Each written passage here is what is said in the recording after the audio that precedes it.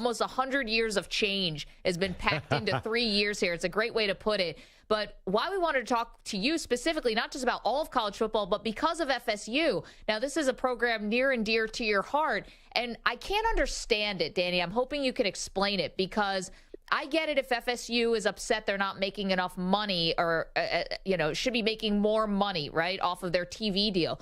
But they're locked in, as far as I can tell, with the ACC network. So how credible would any threat be to leave the ACC? Maggie, they are locked in till 2036. That is a long, long way down the road. And that is why I am not a believer that you're going to see any major shakeup from Florida State's perspective this season. There is a whole lot of saber rattling going on right now. And I think that is coming out of Florida State's camp, because they've made it no secret.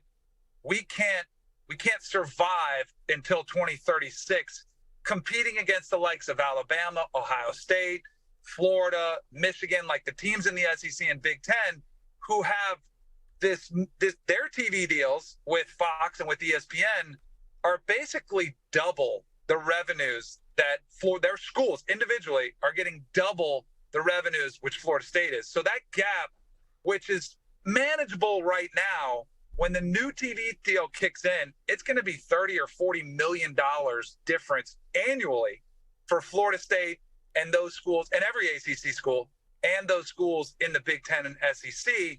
And in this changing landscape, when you consider how much we're paying coaches, how much we're probably going to be playing players sooner rather than later, Florida State now is having to go to their boosters, and every school is, and say, hey, we need to start this collective.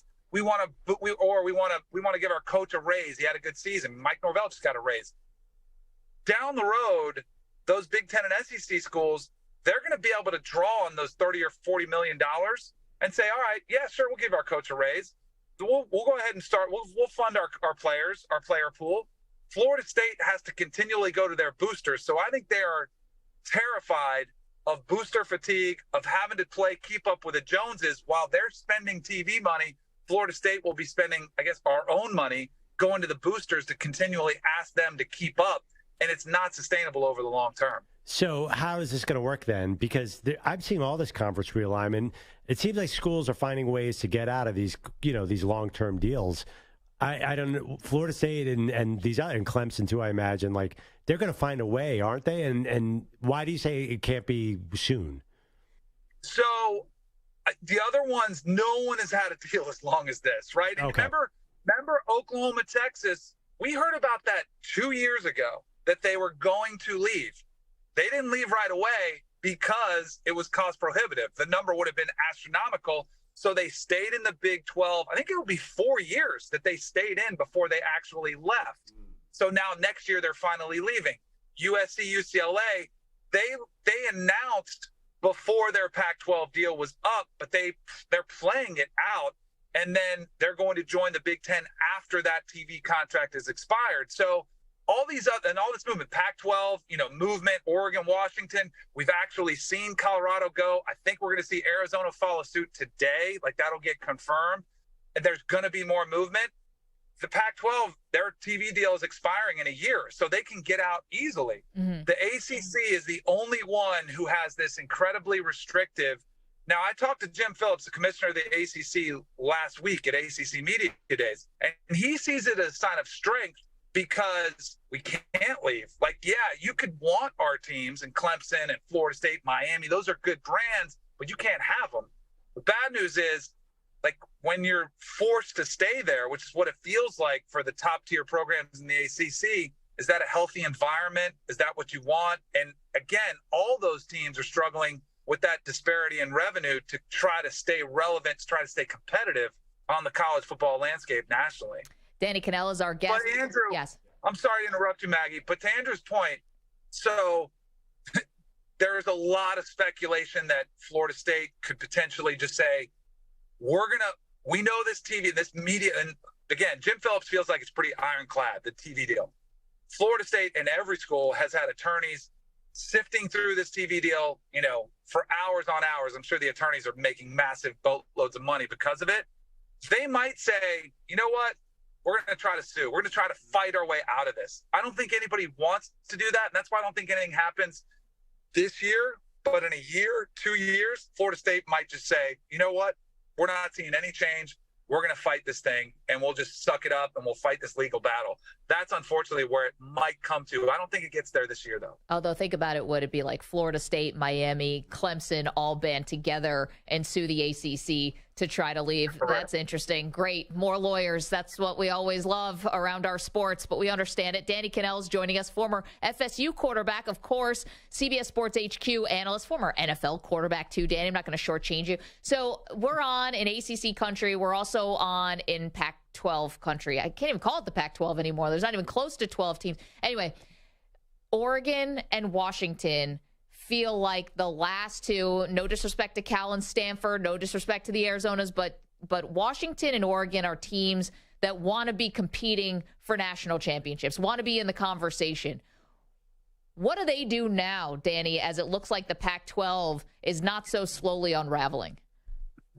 Yeah, and Maggie, this all stinks. Like, for the college football traditionalist, a fan of, regional play, regional rivalries, regional styles of play. The Pac-12 has been one of the pillars of college football with the traditions that are in the country, in history of college football. And now they're just evaporated. They're gone, like, within the scope of 2 years. Because I agree with you. I think this is the death knell of the Pac-12 is when, and I do think it's a win with Oregon, Washington, because once Colorado and Arizona leave, and if, George Kliavkoff, the commissioner of the Pac-12, presented a TV deal that was less than inspiring, we'll say, for the Pac-12 teams to stay, Oregon, Washington's like, we tried, we wanted to make this work, but financially, we can't afford to play and compete with this deficit. It's like they have the option that Florida State, Clemson, and Miami do not.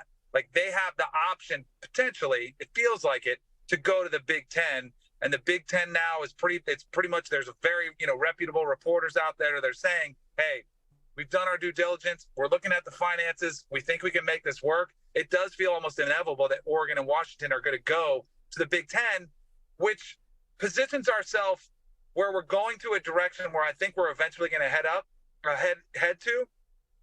We're getting really close to 20 teams. I mean, it'll be 18. If they add Cal, Stanford, it's 20. But everyone kind of assumes there's going to be a landscape where we have super conferences, maybe two, but the Big 12 deserves some credit because maybe they survive as a Big 3. And then you've got these massive powerhouse conferences with 20 teams and maybe even 20 plus down the road, another 5-10 years. And that's kind of where everybody has expected this thing to go. And with Oregon, Washington appearing like they're going to the Big Ten too, feels like that is inevitable down the road. Danny, I got to ask you at least one football question, one actual football question. Do it. All right. You're not going to like this one. Who is the best quarterback in the ACC? All right. Now, I am not a homer. I will root for Florida State until I am, I will wear my garnet gold. I will go out there and root for my team. But, and I love Jordan Travis. He's awesome. He's going to have a ton of weapons around him this year. Drake May at Carolina is special, and there's a reason why he's in the conversation with Caleb Williams at USC as the potential number 1 overall pick next year in the draft. In his first year starting, I remember I was watching him play his second game of the year. It was against App State in a game they almost lost. I think it was 64-62. And I was watching like the All-22, and I'm watching his presence. I'm watching his feel. I'm watching him read out things. I'm just saying, who is this kid? Like, he is phenomenal. And then he takes off, and I was like, okay, was that a flash in the pan or was that legit? He continued to develop and get better and better throughout the back portion of the season. He is a phenomenal talent at quarterback, and he comes from an insanely athletic family. His brother, won a national championship for the basketball team. His dad played quarterback at Carolina. He's got another, his brother that he lives with in Chapel Hill is a walk-on basketball player. And then he's got another brother who's a baseball player at Florida. Like, it's insane, the athleticism coming out of this family. But I think that all kind of speaks to how naturally gifted he is. He's incredible. Now, who's going to have the better record? I think Jordan Travis will have the better record at the end of the season, but the better quarterback is Drake May.